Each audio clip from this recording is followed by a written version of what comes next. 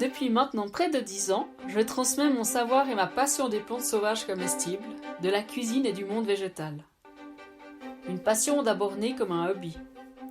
Mais très rapidement, la conscience qu'il s'agissait ainsi de retisser un lien coupé trop tôt, lorsque j'avais seulement 15 ans et demi. Si jeune, et j'avais dû fuir, me coupant de la montagne, des prés et des forêts. Et j'étais donc partie en ville reconstruire une autre vie.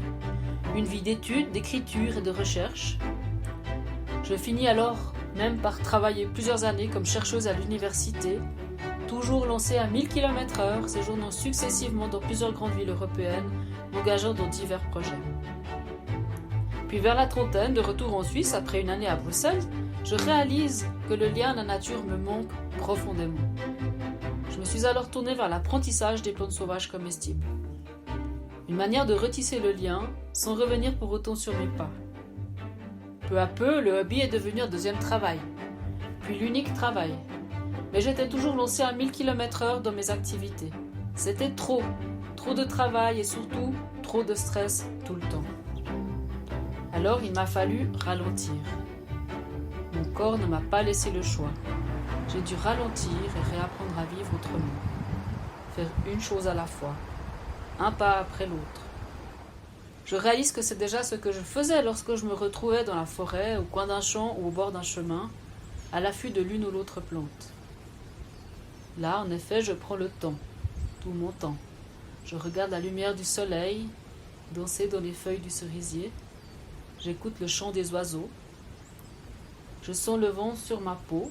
J'observe les orties danser délicatement. Peu à peu, j'ai compris que c'est cela qu'il me tenait à cœur de partager. Pas juste un maximum de connaissances en un minimum de temps, mais bien un état d'être. La présence à soi, la paix intérieure et l'écoute de la nature. L'occasion ainsi de se relier profondément, se relier à la nature et se relier à soi-même.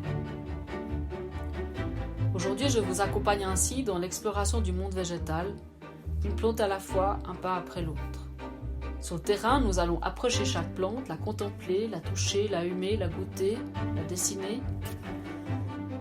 Par Internet, nous faisons presque de même, partageant nos expériences et nos questions en live, échangeons nos photos et nos recettes. À chaque fois, nous explorons les plantes de manière créative, par l'observation, par le dessin, par le collage, par l'écriture. L'herbier se fait ainsi carnet de cueillette, puis livre d'artiste. Il devient alors un outil d'intégration à part entière.